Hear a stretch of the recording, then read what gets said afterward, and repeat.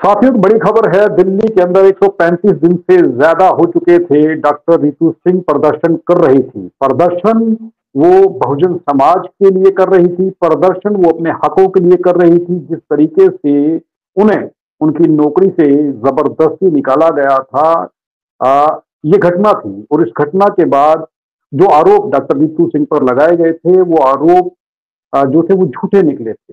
जिसके बाद डॉक्टर रितु सिंह ने ये लड़ाई शुरू की थी और ये कहा था कि उसे इंसाफ मिले। लेकिन हुआ क्या, ये आप सबने देख लिया कि हकीकत जो है वो आप सबके सामने है। डॉक्टर रितु सिंह को इंसाफ मिलने की बजाय उनके धरने प्रदर्शन को ध्वस्त कर दिया गया। दिल्ली पुलिस ने जो घटना की है, डॉक्टर रितु सिंह अपनी वीडियो में ये कह रही थी कि दिल्ली पुलिस ने ये जो कुछ भी किया है, ये आरएसएस के इशारे पे किया है।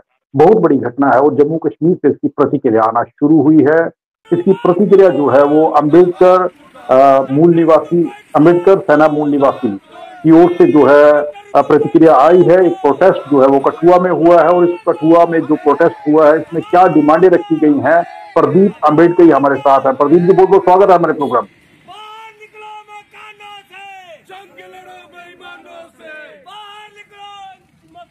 प्रदीप जी, सुन पा रहे हैं मुझे? जी जी सर, पहले भी थोड़ा हुआ था नेटवर्क की शायद इशू पे। जी जी, अभी नेटवर्क का इशू ठीक है सर? आवाज आ रही है मेरी? जी जी बिल्कुल सर, अब आवाज आ रही है जी। हाँ प्रदीप जी, मुझे बताइए कि आज एक प्रदर्शन जो है आपकी ओर से किया गया है डॉक्टर रितु सिंह के समर्थन में। उस प्रदर्शन में क्या डिमांडें रखी गई हैं, क्या कहा गया है? आप लोगों ने जो प्रदर्शन किया है, आपकी ऑर्गेनाइजेशन की ओर से जो किया गया है। जी, पहले तो धन्यवाद संसार जी, आपने आरटीआई चैनल न्यूज के माध्यम से हमारे साथ संपर्क किया और दर्शकों को भी मैं धन्यवाद देता हूं। और साथ ही आज सर मैं ये बताना चाहता हूं, जो हमने आज जो प्रोटेस्ट किया है, हमारी बहन डॉक्टर रितु जो है ये 135 दिन से लगातार प्रोटेस्ट कर रही थी। और ये आपने बड़ी भांति पहले भी बता ही दिया है कि डॉक्टर रितु जो है ये इसको जाति भेदभाव कर कर वहां की जो प्रिंसिपल है, प्रिंसिपल ने उनको बिना कोई नोटिस दिए जॉब से सस्पेंड कर दिया। और जब उन्होंने उस सस्पेंडेड ऑर्डर में उन्होंने 35 बच्चों का नाम दिया कि ये 35 बच्चे हैं जिनके साथ डॉक्टर रितु ने भेदभाव किया है। और जब डॉक्टर रितु की ओर से जो इन्वेस्टिगेशन आईओ जब करता है, तो इन्वेस्टिगेशन से पता चलता है कि वो कोई भी स्टूडेंट जो है वो डॉक्टर रितु के द्वारा पढ़ाया गया नहीं है। तो उस इन्वेस्टिगेशन को आगे जब बढ़ती है तो उसमें आगे जाके ये पता चलता है कि वो स्टूडेंट जो है वो दौलत राम यूनिवर्सिटी के दौलत राम कॉलेज है, जो जहाँ पे प्रोफेसर है डॉक्टर रितु, वहां पर कोई भी एक भी बच्चा स्टूडेंट वहां का नहीं है। तो ये जातीय भेदभाव कर डॉक्टर रितु को जब निकाला गया, तो डॉक्टर रितु उस दिन के बाद उन्होंने उस पर जो वहां की प्रिंसिपल है सप्ता राय, उस पर एफआईआर हुई है। एफआईआर होने के बाद अभी चार्जशीट भी पेश हो चुकी है। और डॉक्टर रितु 135 दिन से लगातार प्रोटेस्ट कर रही है। उसका प्रोटेस्ट करने का ये नहीं है कि मुझे नौकरी चाहिए, वो कहती नौकरी से मुझे निकाल दिया कोई बात नहीं है। बात है हमारे सम्मान की, बात है हमारे हक हकूक की, बात है इंसाफ की। इंसाफ ये चाहिए कि हमारे साथ ऐसा वितकरा क्यों, आज डॉक्टर रितु को क्यों निकाला जा रहा है, लक्ष्मण यादव को निकाला जा रहा है। ऐसे कर कर वो जो जाति वितकरा खुद करते हैं और बताते डॉक्टर रितु को। और डॉक्टर रितु बहुत अच्छे तरीके से वहां पर 135 दिन से लगातार प्रोटेस्ट कर रही है। और कल अचानक किसी के कहने पर, हम कह सकते हैं कि वहां पर मनुवादी जो सरकार है, आरएसएस के कहने पर उनका जो जो टेंट था वहां पे प्रोटेस्ट जहां पे कर रही है, बिना नोटिस दिए वहां से उखाड़ दिया गया।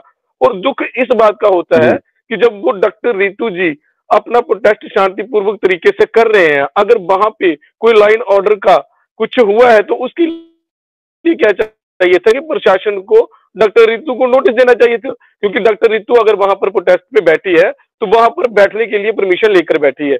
अगर इनको कुछ लाइन ऑर्डर का लगा था प्रशासन को, तो उनको नोटिस देते, उनका नोटिस का जवाब लेते, उनको कोई जगह चेंज करने के लिए कहते। अगर जो जगह चेंज करने के लिए कहते तो अगर फिर भी वो नहीं करती तो वो वहां पे कर सकते थे। ये अनलगल तरीके से हमारे लोगों पर धक्काशाही करते हैं। ये अम्बेडकर सेना मूल निवासी जम्मू कश्मीर कभी भी बर्दाश्त नहीं करेगा। और जम्मू कश्मीर ही नहीं, मेरी आप लोगों के माध्यम, मीडिया के माध्यम से, आपके चैनल के माध्यम से मैं अपने जितने भी इंसाफ पसंद हमारी संगठन है उनसे मेरी हाथ जोड़कर बेनती है कि आज सिर्फ एक डॉक्टर रितु नहीं, बहुत जगह पर हमारे लोगों पर अत्याचार हो रहा है। आप लोगों को आगे आना चाहिए, आप लोगों को उनका साथ देना चाहिए। जैसे आज इससे पहले जैसे डॉक्टर रितु आज प्रोटेस्ट कर रही है, मैं उसके हौसले को सलाम करता हूं, क्योंकि उससे पहले हमारे रोहित बमुलिया जी, वो उनको उन्होंने इतना प्रताड़ित कर दिया कि उनको उस वक्त सुसाइड करना पड़ा। वो एक सुसाइड ही नहीं था, वो जानबूझकर उसको मारने की एक साजिश की गई थी। तो हम किस चीज का इंतजार कर रहे हैं कि हाँ मर्डर था, वो मर्डर था। तो हम ये नहीं चाहते कि अगर अब इसको जैसे हमारी बहन को अब इतना प्रताड़ित किया जा रहा है, इतना जलील किया जा रहा है, शांतिपूर्वक तरीके से वो प्रोटेस्ट कर रही है, कहीं इसका भी इसी के चलते उसको उसका जे जातिवादी तौर पर उसका मर्डर ना करवा दे, क्योंकि उसको बहुत वहां पर धमकियां मिल रही है। शरेआम आरएसएस वाले वहां पर आकर धमकियां देके गए हैं। पहले भी प्रोटेस्ट में काफी बार ऐसा हुआ है। उनके 2 दिन पहले से ही वहां पर मेरी डॉक्टर रितु जी से बात हुई थी। वहां पर स्कॉर्पियो एक गाड़ी है ब्लैक कलर की खड़ी हुई थी, वो देख रहे थे, पहले ही बात कर रहे थे कि कब डॉक्टर रितु वहां से जाती है। डॉक्टर रितु सुबह मॉर्निंग, अर्ली मॉर्निंग जब कहीं फ्रेश होने के लिए जाती है तो उस मौका देखो वो वहां का सारा ही उजाड़ देते हैं सारा कुछ। तो ये बिल्कुल बर्दाश्त के बाहर है। डॉक्टर रितु से आपकी बात हुई थी, डॉक्टर रितु ने क्या कहा था आपसे, क्या चर्चा की थी उन्होंने? डॉक्टर रितु जी बस यही कह रहे हैं कि देखो भैया, हम 135 दिन से लगातार प्रोटेस्ट कर रहे हैं और हम चाहते हैं कि जैसे मैंने उनसे बात की, मैंने किसी से कॉन्टेक्ट नंबर लिया और उनको कहा मैंने कि बहन जी क्या क्या प्रॉब्लम आ रही है जहाँ पे। वो कहते हैं कि प्रॉब्लम कुछ नहीं भैया, ये हमारा जो प्रोटेस्ट करने का वो है, सिर्फ 2 मांगे हैं हमारी, कोई ज्यादा मांग नहीं है। एक तो जो एफआईआर उस पर हुई है, डॉक्टर सविता राय पर एफआईआर हुई है, तो उस एफआईआर के SC/ST एक्ट लगा हुआ है, हुआ चार्ज पेश हो गया है। प्रशासन की क्या ऐसी मजबूरी है कि उसको रेस्ट नहीं कर रहे जब रेस्ट करना चाहिए। और दूसरा ये है कि वो प्रोफेसर, वो प्रिंसिपल आज भी, जी जी सर, डॉक्टर रितु जी का ये कहना है कि जितने भी इंसाफ पसंद संगठन है उन सबको, चाहे किसी भी नाम से कोई संगठन है, उन संगठनों को आगे आकर प्रोटेस्ट करने चाहिए, हक के लिए लड़ना चाहिए। आज डॉक्टर रितु की बारी है तो कल किसी और की बारी भी आ सकती है। हमें क्या करना चाहिए अब? उनसे जो बात हुई थी, उन्होंने कहा कि राष्ट्रपति जी के नाम, माननीय राष्ट्रपति जी के नाम पर अपने अपने शहर में अपनी अपनी जगह पर एक मेमोरेंडम दो, ताकि उस जगह पर जब ज्यादा तादाद पर मेमोरेंडम पहुंचेंगे तो राष्ट्रपति को पता चलेगा कि ये कुछ हो रहा है। जब तक एफआईआर भी हो चुकी है, चार्जशीट पेश हो चुकी है, तो पुलिस प्रशासन किस दबाव में काम कर रहे हैं, ये बहुत सोचने का विषय है। इतना कुछ होने के बाद भी उन पर ऐसा उल्टा क्या हो रहा है कि डॉक्टर रितु को इंसाफ देने के लिए प्रशासन को आगे आना चाहिए। डॉक्टर सविता राय की, प्रिंसिपल की अरेस्ट होनी चाहिए, उसको अरेस्ट करने की बजाय अरेस्ट कर रहे हैं जो प्रोटेस्ट कर रहे हैं डॉक्टर रितु जी, उनके साथियों को। कल उनका कोई अता पता ही नहीं था कहां पर है, अभी कुछ साथियों का पता नहीं चला है। जब मेरी बात हुई थी तब तक कुछ साथियों का पता नहीं था। नहीं था। डॉक्टर रितु ने एक ये जो बात आपने कही है कि अपने अपने शहर में जो संगठन हैं, अलग अलग संगठन हैं, वो राष्ट्रपति को चिट्ठी लिखें और प्रोटेस्ट करें ताकि बात जो है वो राष्ट्रपति तक पहुंच सके। जी जी बिल्कुल बिल्कुल सर, वो कह रही थी कि देखो ऐसा नहीं है कि बहुजन समाज के बात में उन्होंने ऐसा नहीं कहा है।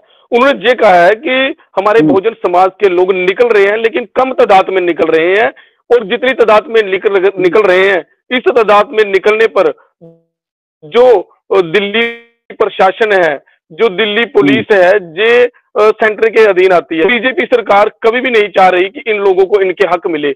उसके लिए हमें ज्यादा तादाद में निकलना पड़ेगा, और ज्यादा तादाद में अपने अपने शहरों में या अपने अपने जगह पर जहां पर भी है, जैसे आज हमने जहां पर डीसी साहब कठुआ जी को मेमोरेंडम देके राष्ट्रपति जी के नाम का मांग पत्र दिया है, इसी तरह अगर हर जगह से एक कोई ऐसे प्रोटेस्ट होंगे, कोई डीसी साहब को या किसी एसडीएम को किसकर मांग पत्र देकर राष्ट्रपति जी के, सर अब आवाज ठीक आ रही? जी बोलिए। जी हाँ, तो यही कहना कि हमारे जो निकल रहे हैं लोग, जी, हमारे जो लोग निकल रहे हैं, वो ऐसा नहीं है कि नहीं निकल रहे हैं, बहुत लोग साथ जा रहे हैं, बहुत संगठन भी साथ गए हैं और उनका कहना है कि हमारे साथ बहुत सारे संगठन हैं, बहुत सारे बुद्धिजीवी लोग, उन सभी बुद्धिजीवी लोगों को आगे आना चाहिए। आज आपने जो मेमोरेंडम दिया है डीसी कठुआ को, उसमें क्या मांगे रखी हैं? हमारे साथ अंबेडकर सेना मूल निवासी के जेके यूटी के प्रधान प्रदीप अंबेडकर ही हैं, उनसे बात कर रही है। नेटवर्क की प्रॉब्लम से आवाज कट रही है बीच में। उन्होंने एक मेमोरेंडम जो दिया है। प्रदीप जी, मेरा सवाल, आवाज सुन पा रहे हैं मेरी आप?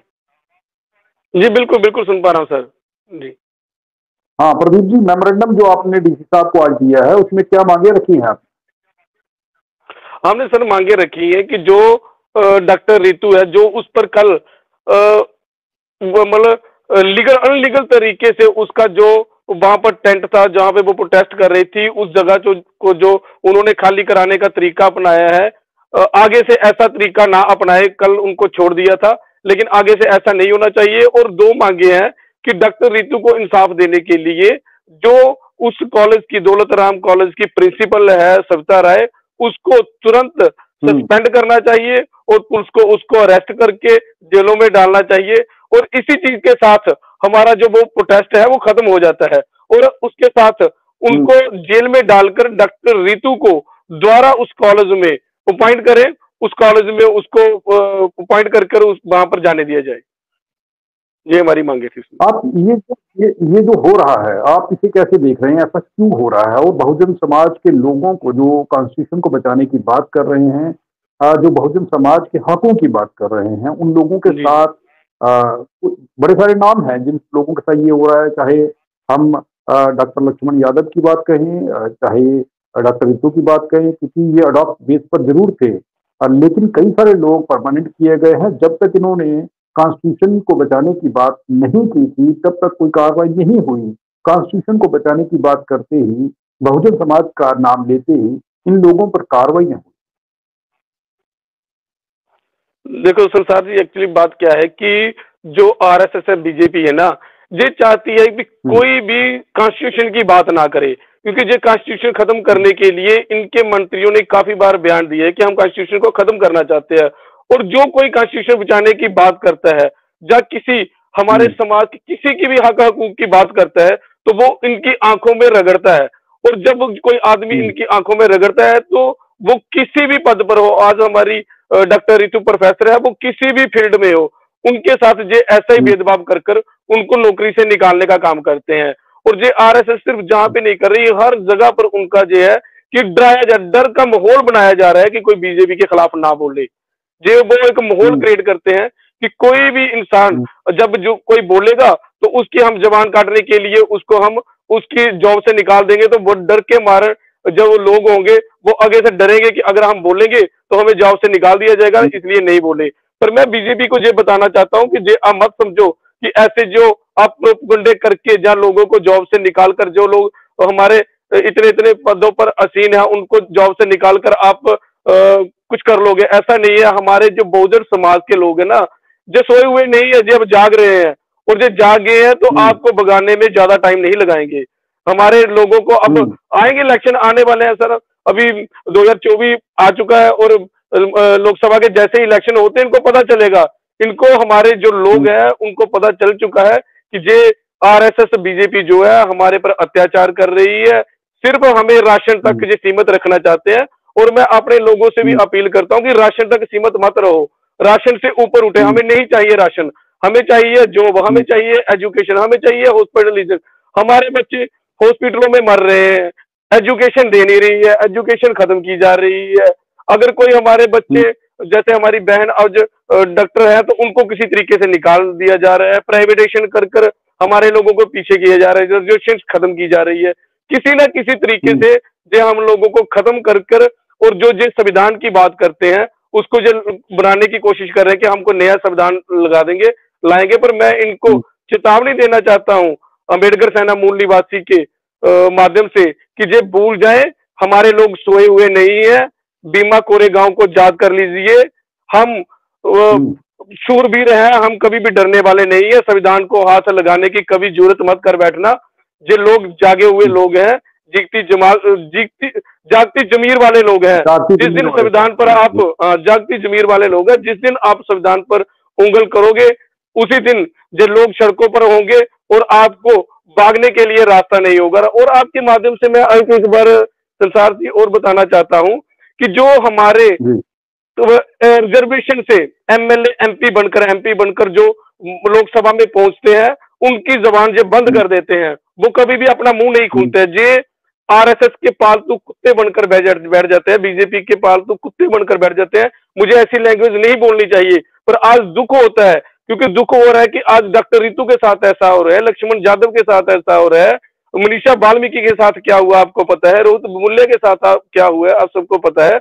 और इतना कुछ होने के बाद भी कभी उन्होंने बोला, किसी लोकसभा के मेंबर ने कभी बोला कि हमें ऐसा नहीं होना चाहिए हमारे समाज की। जो हमारे समाज के जो चुनकर गए हुए चुनिंदा लोग हैं ना, जो पहले तो उनको लाठियों से मारेंगे।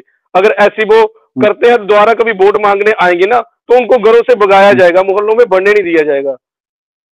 जी, बहुत बहुत धन्यवाद प्रदीप अम्बेडकर जी हमारे साथ बात करने के लिए। आपके संगठन का बहुत बहुत धन्यवाद, अम्बेडकर सेना मूल निवासी का, जो उन बहुजन लोगों की आवाज उठा रहे हैं, उन बहुजन समाज की बात कर रहे हैं। जबकि जो नेता वोट लेते हैं उन्हें बात करनी चाहिए, वो नहीं कर रहे हैं। आप जैसे संगठन बहुजन समाज के लिए काम कर रहे हैं, और एक पहला संगठन है आपका जिसने डॉक्टर रितु सिंह की अपील के बाद प्रदर्शन किया है। अभी तक कोई संगठन मुझे नहीं दिखा है। बड़ी पार्टियां ये दावे भी करती हैं बहुजन समाज की, उनकी ओर से कोई बयान अभी तक नहीं आया। ये शर्म की बात है कि एक औरत जो बीच सड़क पे 135 दिन से बैठकर के मांग कर रही है अपने हक की, उसकी मांग नहीं सुनी गई। उसकी मांग सुनने की बजाय उसे जेल में डालने का प्रयास किया गया, उसके धरने को ध्वस्त किया गया। लेकिन प्रिंसिपल सविता रॉय, जिन्होंने क्राइम किया है, एक झूठे एलिगेशन लगा करके डॉक्टर रितु के आचरण पे दाग लगाने का प्रयास किया, हालांकि वो उसमें कामयाब नहीं हुई। इन पर एफआईआर होने के बाद भी अभी गिरफ्तार नहीं किया गया है। तो दर्शकों, आप देख रहे हैं कि अम्बेडकर सेना मूल निवासी के जेकेयूटी के प्रधान प्रदीप अम्बेडकर हमारे साथ जुड़े थे। उन्होंने अपनी बात को बेबाक तरीके से रखा है और ये कहा है कि बहुजन समाज को अपनी बात करनी होगी, और अम्बेडकर सेना मूल निवासी उन लोगों के साथ है, चाहे वो किसी भी तरीके से कोई भी सरकार हो। जब बहुजन समाज के ऊपर कोई अत्याचार करेगी या कॉन्स्टिट्यूशन को खत्म करने का प्रयास करेंगे, तो उनको उनका जवाब जरूर दिया जाएगा, और बहुजन नेताओं को भी इसका जवाब इलेक्शन के दौरान दिया जाएगा, जो राज्यसभा में, पार्लियामेंट में वोट लेकर के जाते हैं बहुजनों का, लेकिन उनकी बात नहीं करते। बहुत बहुत धन्यवाद प्रदीप जी हमारे साथ बात करने। थैंक यू सर, धन्यवाद।